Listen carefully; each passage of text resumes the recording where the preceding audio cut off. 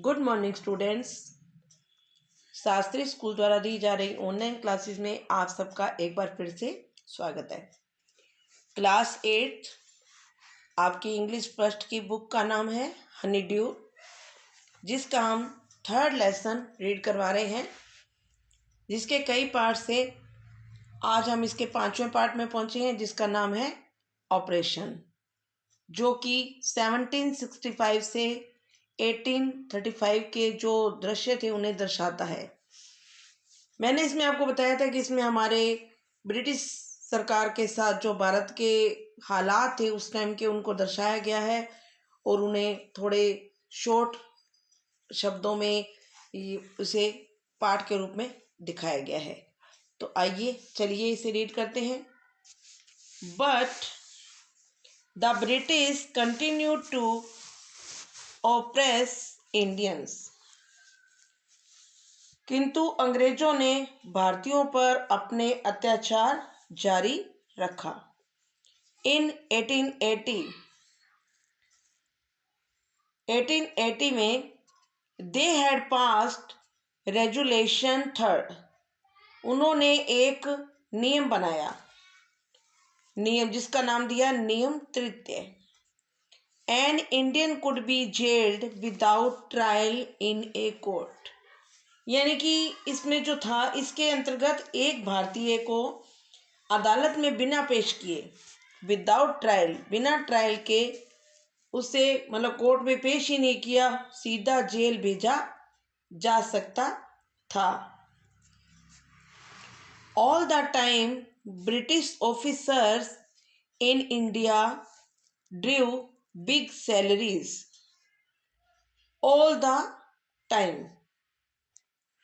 अंग्रेज जो थे हमेशा ऊंचा वेतन पाते रहे, ड्रू बिग सैलरीज, ऊंचा वेतन पाते रहे, and also made fortunes in private business, और अपने निजी व्यवसाय यानी कि प्राइवेट माने निजी, अपने जो निजी व्यवसाय थे उनमें भी भरपूर मतलब खूब पैसा कमाते रहे।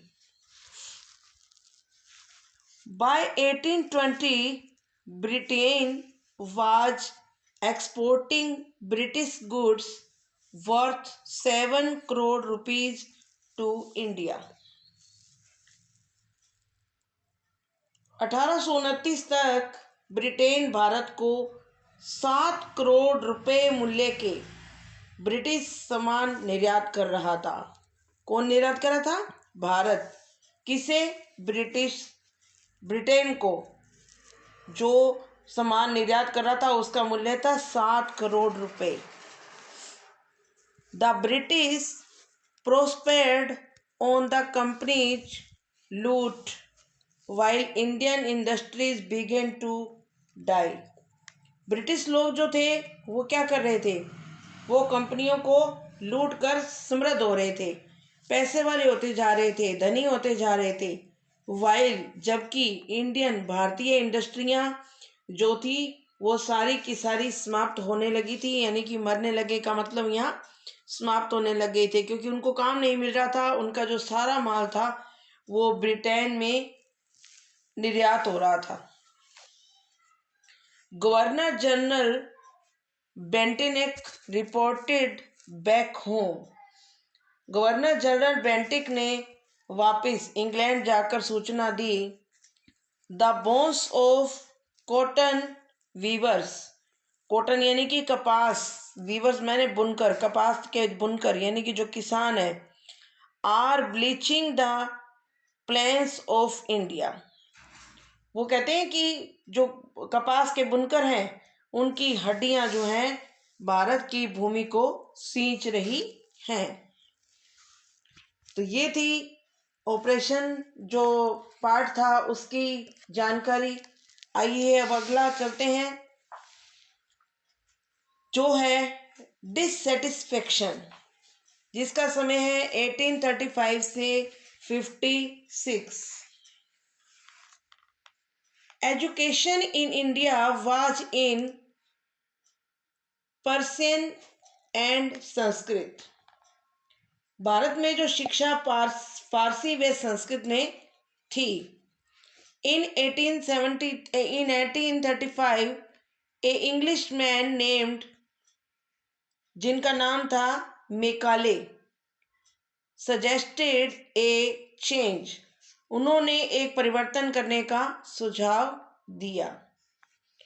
We should teach the natives through the English language, हमें मूल निवासियों को, नेटिव मैंने मूल निवासी, हमें मूल निवासियों को अंग्रेजी भाषा से पढ़ाना चाहिए।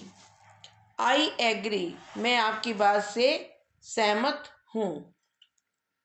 English education pursued clerk to whom the British gave petty jobs under them. अंग्रेजी शिक्षा ने लिपिक तैयार कर दिए और जिन्हें अंग्रेजों ने क्या किया, छोटे छोटे गेव पिटी जॉब्स, छोटे छोटे काम दे दिए। इंसिडेंटली, संयोग से, it also produced a new generation of intellectuals, इसने बुद्धिजीवियों की एक नई पीढ़ी भी पैदा कर दी। यानी कि अंग्रेजी लोग पढ़ गए और वो ये थोड़े से और उनमें समझ आ गई। We must educate our brothers, हमें अपने भाइयों को यानी भारतवासियों को भी अवश्य शिक्षित करना चाहिए। And try to improve their material condition, और उनकी जो भौतिक परिस्थितियां हैं, हालात हैं जो उनके, उन्हें भी सुधारने की कोशिश हमें करनी चाहिए। For that we must convey our grievance to the British parliament, इसके लिए हमें अपनी शिकायत ब्रिटिश संसद को, ब्रिटिश के जो संसद है, पार्लियामेंट है, उसे भेजनी चाहिए, यानी कि प्रेषित करनी चाहिए। By 1856 the British had conquered the whole of India, 1856 तक अंग्रेज पूरा भारत विजित कर चुके थे। They cared little about the needs of Indians, उन्होंने भारतीयों की जो जरूरतें थी उनकी बिल्कुल भी परवाह नहीं की।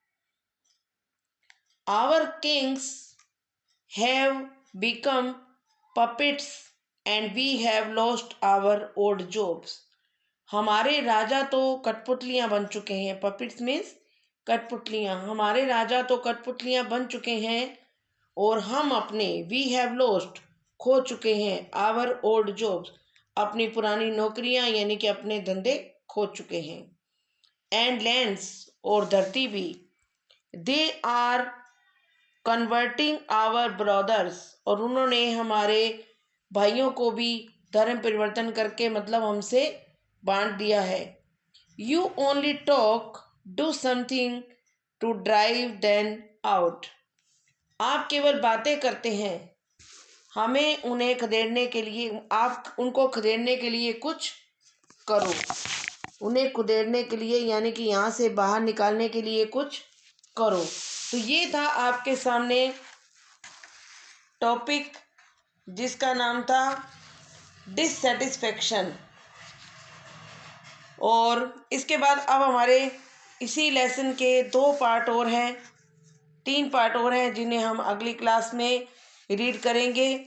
एक बार कुछ मीनिंग है जिन्हें मैं वापस रिपीट कर देती हूँ, क्योंकि थोड़ा सा लेसन टफ है तो आपको समझने में दिक्कत होगी। अभी हमने पढ़ा था एक मीनिंग जो था पिटी, पिटी यानी कि छोटे छोटे, पिटी यानी कि छोटे। और इंसिडेंटली एक आया था शब्द हमारा इंसिडेंटली, जिसका मतलब है संयोग से। और इंटेलेक्चुअल्स, बुद्धिजीवी, इसका मतलब है बुद्धिजीवी। और ग्रीविसेंस, ग्रीविसेस इसका मीनिंग है शिकायत करना। कनकर्ड यानी कि जीत लिया। कनकर्ड मीन्स जीत लिया। कनकर्ड मीन्स जीत लिया। और पपिट्स मीन्स कठपुतलियाँ। कन्वर्टिंग का मतलब होता है धर्म परिवर्तन कराना। कन्वर्टिंग का मतलब है धर्म परिवर्तन कराना। ये थे हमारे कुछ इसके लेसन के मीनिंग। और आज का हमारे ये लेसन यही समाप्त होता है। इसमें और भी मैंने आपको बताया है कि जैसे देशभक्त जो भी हमारे थे उनके बारे में है। हम राजा राम मोहन राय के बारे में भी पढ़ चुके हैं। और इसी प्रकार और भी आगे जो भी देशभक्त हुए हैं उनके बारे में हम धीरे धीरे आगे जानकारी प्राप्त करते रहेंगे। तो आज की क्लास में इतना ही। कल फिर मिलते हैं। Thank you.